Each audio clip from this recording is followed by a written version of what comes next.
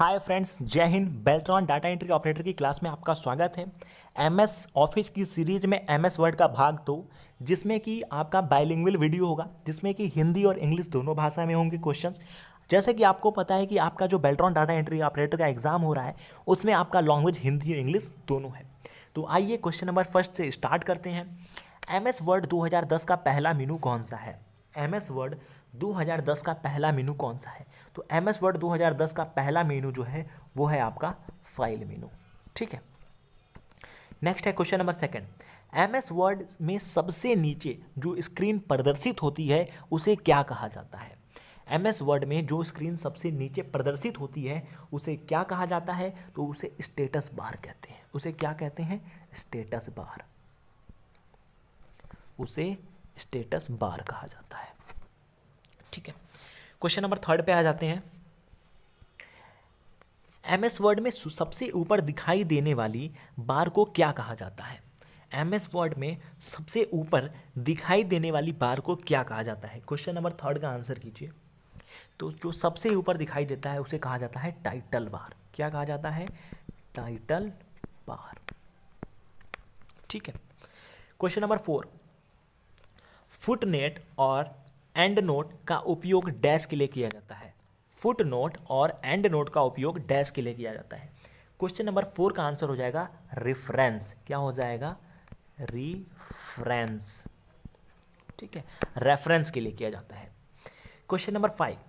Dash graphic आपकी सूचना और विचार को दर्शीय प्रोजेक्शन है। कौन सा ग्राफिक्स आपकी सूचना और विचार का दर्शीय प्रोजेक्शन है? ठीक है। तो क्वेश्चन नंबर 5 का जो आपका आंसर हो जाएगा वो होता है स्मार्ट आर्ट। उसको क्या कहते हैं? Smart art. यानी क्वेश्चन नंबर 5 का option number D is the correct. Question number 6 पे आ जाते हैं। सेलेक्टेड लाइन का राइट अलाइनमेंट करने की शॉर्टकट की है। जो सेलेक्टेड लाइन है उसको राइट अलाइनमेंट में करने की शॉर्टकट की पता पूछ रहा है। तो क्वेश्चन नंबर 6 का आंसर हो जाएगा Ctrl+R, यानी कि CTRL+R। Option number A is the correct.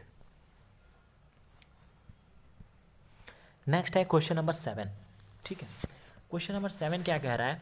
Question number 7 कह रहा है सेलेक्टेड लाइन को जस्टिफाई अलाइनमेंट करने की शॉर्टकट की। यदि सेलेक्टेड लाइन को जस्टिफाई अलाइनमेंट करने की शॉर्टकट की पूछ रहा है, सेलेक्टेड लाइन को जस्टिफाई अलाइनमेंट करने की शॉर्टकट की, तो क्वेश्चन नंबर 7 का आंसर हो जाएगा Ctrl+J। ठीक है। सेलेक्टेड लाइन को जस्टिफाई अलाइनमेंट करने की शॉर्टकट की CTRL+J, Ctrl+J। Question number 8। Question number 8 क्या है? गो टू कमांड की सहायता से डॉक्यूमेंट में डैश डैश दिए गए स्थान पर भेजा जा सकता है। Go to command, question number 8 क्या है? गो टू कमांड की सहायता से डॉक्यूमेंट को डैश को दिए गए स्थान पर भेजा जा सकता है। तो क्वेश्चन नंबर 8 का ऑप्शन हो जाएगा ए, यानी कि कर्सर की सहायता से। किसके आते थे? CURSOR, कर्सर की। Question number 9। क्वेश्चन नंबर 9 क्या कह रहा है? डैश एक विषय सूची है जो डॉक्यूमेंट्स को अपने संबंधित रेफरेंस पेज के साथ उपस्थित होता है। क्वेश्चन नंबर 9 का आंसर कीजिएगा आप। तो जो क्वेश्चन नंबर 9 का जो आंसर होगा वो होगा टेबल ऑफ कंटेंट। ठीक है, table of content. Question number 10। अंतिम कमांड के प्रभाव को नष्ट करने के लिए कौन सी कमांड होती है? अंतिम कमांड के प्रभाव को नष्ट करने के लिए कौन सा कमांड होता है? तो क्वेश्चन नंबर 10 का आंसर होगा undo command, UNDO, undo command, यानी कि option number C is the correct. अंतिम कमांड के प्रभाव को नष्ट करने के लिए कौन सी कमांड होती है? तो वो होती है undo command. Very important question. Question number 11। किस कमांड की सहायता से पूरे डॉक्यूमेंट को सेलेक्ट किया जा सकता है? किस कमांड की सहायता से पूरे डॉक्यूमेंट्स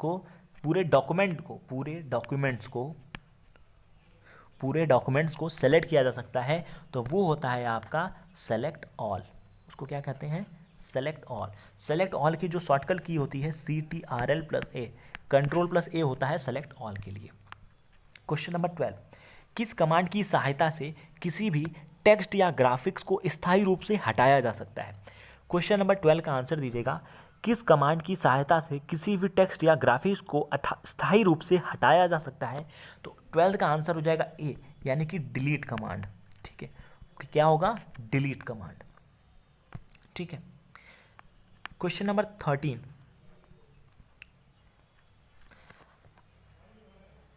अपने टेक्स्ट को इंडेंट देने के लिए आप डैश टैब पर पैराग्राफ ग्रुप में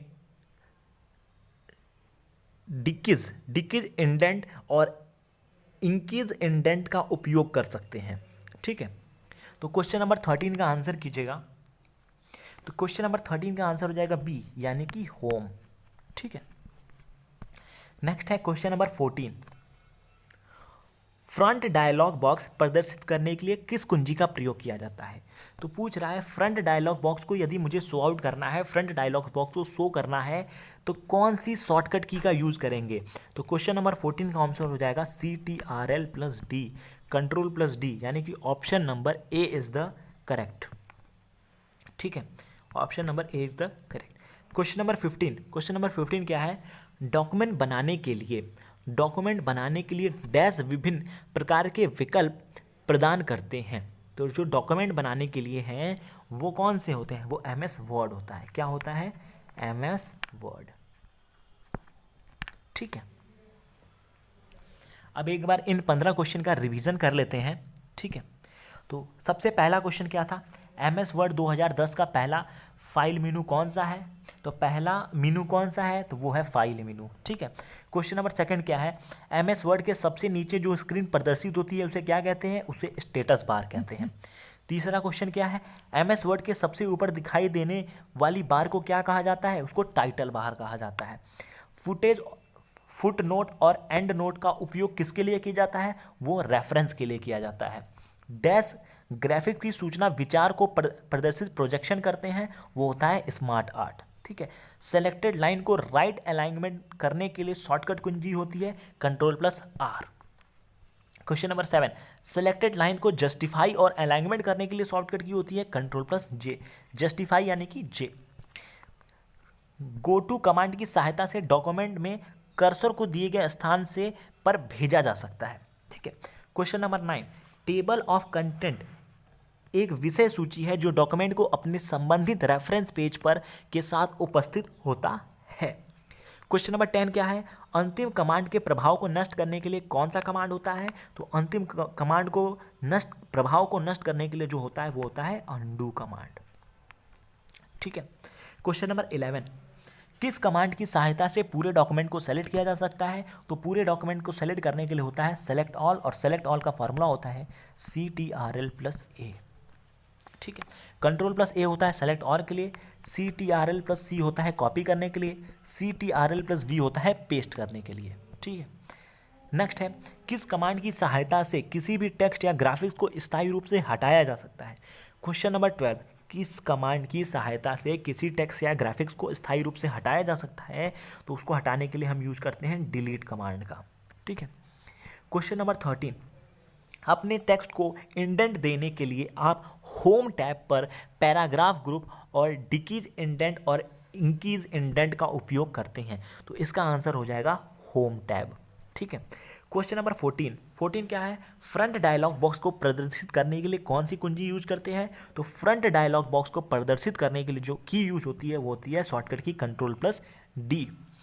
डॉक्यूमेंट बनाने के लिए विभिन्न प्रकार का विकल्प प्रदान किया जाता है, तो वो होता है MS वर्ड। ठीक है फ्रेंड्स, तो okay friends, thank you, wish you a best of luck.